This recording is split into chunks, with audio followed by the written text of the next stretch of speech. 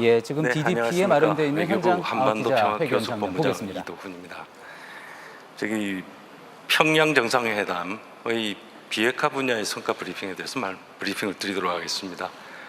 어제 평양에서 우리 남북 정상이 평양 공동선언을 발표를 할 때 전 세계의 이목이 집중됐습니다. 문자 그대로 전 세계의 이목이 집중이 됐습니다. 한반도의 비핵화 그리고 평화 정착 문제가 세계인의 문제, 세계인의 관심사가 되었다는 것이 사실입니다. 저는 그래서 이번 평양 정상회담의 그 외교적 측면, 특히 한미 공조와 한미 간의 협력 문제를 중심으로 해서 말씀을 드리도록 하겠습니다. 여러분 잘 아시겠지만 지난 밤 사이에 트럼프 대통령이 직접 트위터를 날렸습니다. 북한 문제 관련해서 엄청난 진전이 이루어내는 중이다고 평가를 했습니다. 폼페오 국무장관도 성명을 발표를 했습니다. 평양 정상회담 결과를 환영을 하고 북미 관계를 변화시키기 위해 북한하고 협상을 할 준비가 되어 있다. 여기서 중요한 대목은 협상할 준비가 되어 있다는 겁니다. 특히 구체적으로 다음 주 유엔 총회 계기에 리용호 북한 외무상을 초청하고 그다음에 실무 협상을 비엔나에서 갖자고까지 이야기를 했습니다. 미국뿐 아닙니다. 일본 그리고 중국, 러시아도 일제히 환영을 표하면서 우리의 노력에 대해서 지지를 하고 비핵화의 본격적인 진전을 기대하였습니다. 여러분 돌이켜보면 지난 2008년 이후에 전혀 움직임이 없었던 비핵화 분야의 진전, 비핵화 협상이 지난 2월 달에 평창올림픽 그리고 3월에 특사 방북 이어서 4월 27일 역사적인 남북 정상회담 그리고 한미 정상회담을 거쳐서 미북 정상회담, 북미 정상회담으로까지 이어졌습니다. 그 과정에서 지금 여기까지 왔습니다. 이것은 결코 작은 진전이라고 볼 수 없습니다. 특히 또 지금 6월 12일 그 북미 정상회담 이후에 교착 상태에 있던 이 상황에서 이번 평양 정상회담에서 합의를 이루어내므로써 북한과 미국 양측의 대화의 물꼬가 다시 튀었다 이렇게 말씀드릴 수 있겠습니다.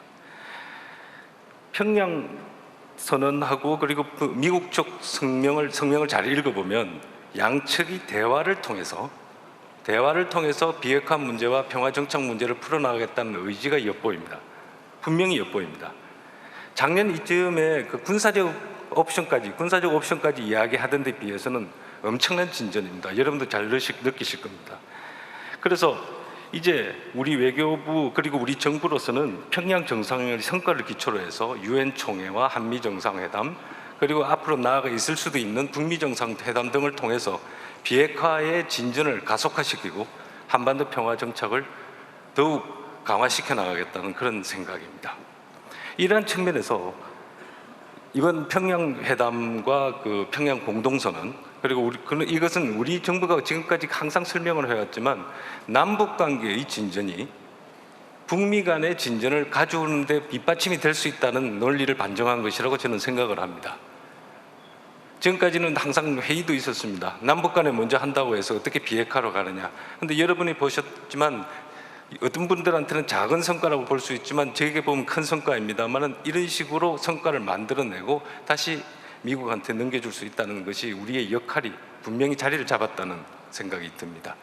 여러분 잘 아시지만 그 처음에 4월 27일 날 우리 정상회담을 하고 그 다음에 그 북미 정상회담으로 넘겨주려고 할 때 그 사이에 문제가 있었습니다. 그때 2차 남북 정상회담이 또 있었습니다. 지금 6월 12일 이후에 교착 상태가 있었는데 그 상태를 다시 또 하나를 만들어서 움직이게 됐습니다. 이 대목에서 한국 정부의 역할이 없다고 말할 수는 없을 것 같습니다. 이번 평양 정상회담에서의 성과는 실질적 측면에서도 매우 큰 의미가 있다고 저는 생각을 하고 있습니다. 지난 4월에 판문점 선언에서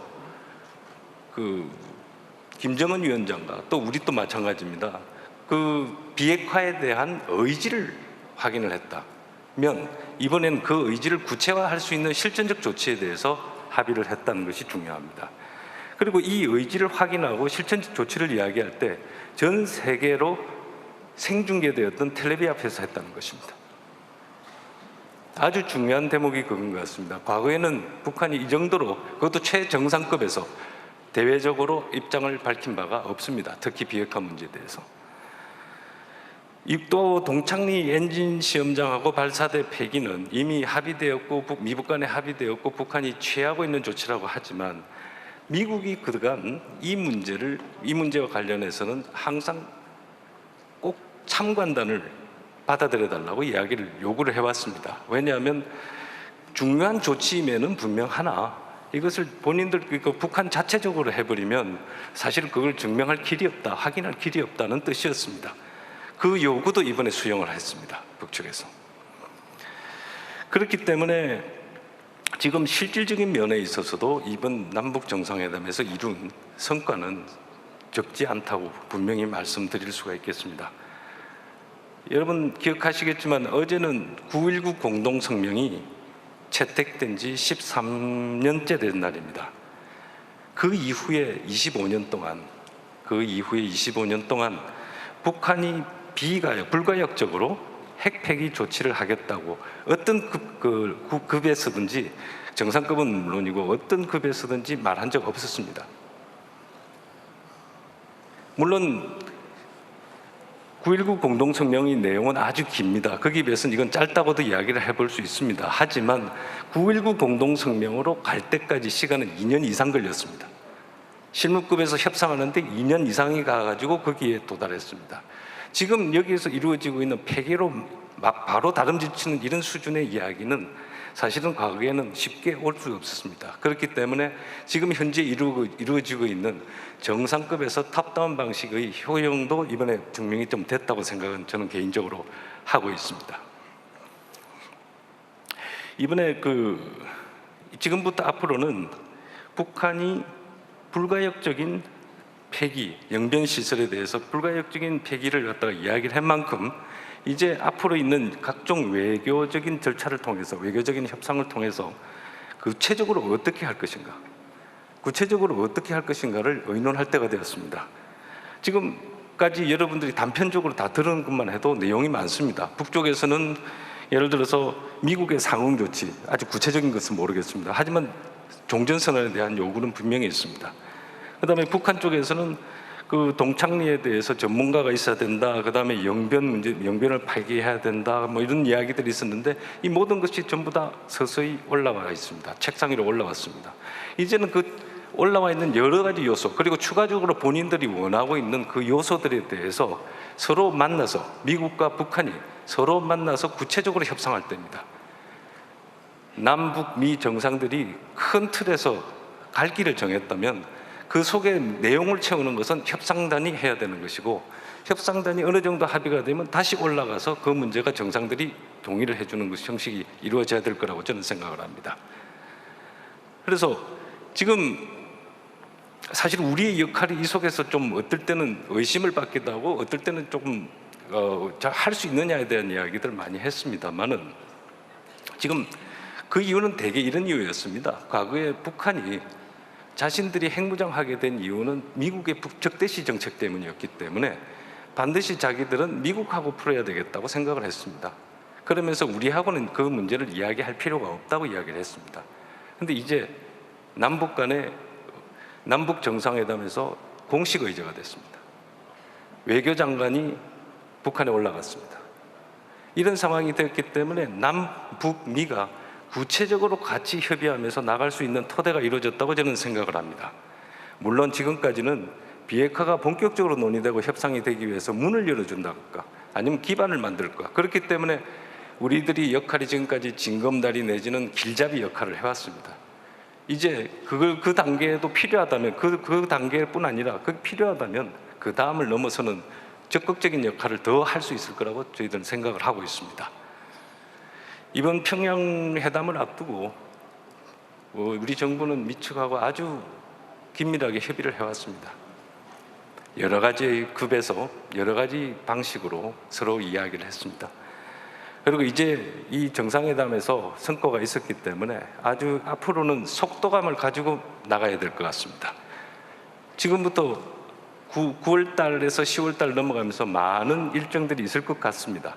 일단 내주에 한미 정상회담이 있을 것이고요. 그리고 정상급에서 다시 한번 협의가 있을 거고, 그 유엔에서 유엔 그 총회 계기에 뭐 장관급이라든지 심지어는 적급까지 해서 협의가 계속 이루어질 수 있습니다. 그러고 나서 그 다음에 북한과 미국이 만나서 협상을 한다면 아주 좋은 진전이 될 것이고, 그걸 기초로 해서 북미 정상회담까지 이어진다면 금상첨화일 것 같습니다.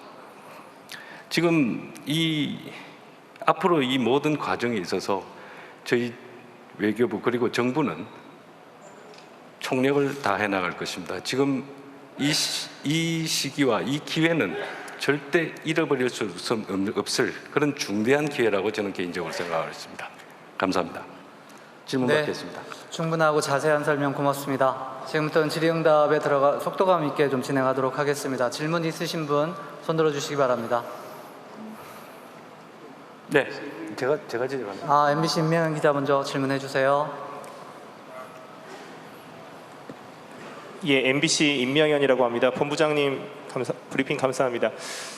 그 트럼프 대통령의 트위터 관련해서 좀 두 가지만 여쭤보겠습니다. 네. 먼저 첫 번째로 그 북한이 그 협상 결과에 따라 핵 사찰을 수용했다라는 메시지를 인스펙션이라는 단어를 써서 남겼는데 네. 이게 이제 어제 평양 공동선언에는 없었던 내용이라 사전에 한미 간 혹은 북미 간 접촉 과정에서 있었던 이야기를 트럼프 대통령이 밝힌 것 아니냐라는 해석이 있습니다. 여기에 대한 설명 좀 부탁드리겠고요. 그리고 두 번째로 오늘 이제 그 사흘 전에 편지를 받았다는 메시지를 남겼는데 이게 이제 이전에 넘어온 친서를 의미하는 건지 아니면 그 이후 또 새로운 편지가 당도했다는 것인지 설명 부탁드리겠습니다. 네, 지금 미국 국가원수의 트위트에 대해서 제가 일일이 이렇다 저렇다 말씀드릴 입장은 아닙니다만은 저기 첫째 그 사찰 부분에 대해서는 제가 보기에는 그 문안 자체로만 보면 그 동창리 이야기는 같습니다만은 실질적인 내용은 어떤지 어떤 내용인지 좀 더 제가 확인을 해보도록 하겠습니다. 즉답은 좀 쉽지가 않을 것 같고요. 그 다음에 그 편지 문제도 계속 확인을 해보도록 하겠습니다. 네, 그 정도 말씀드릴 수 있겠습니다.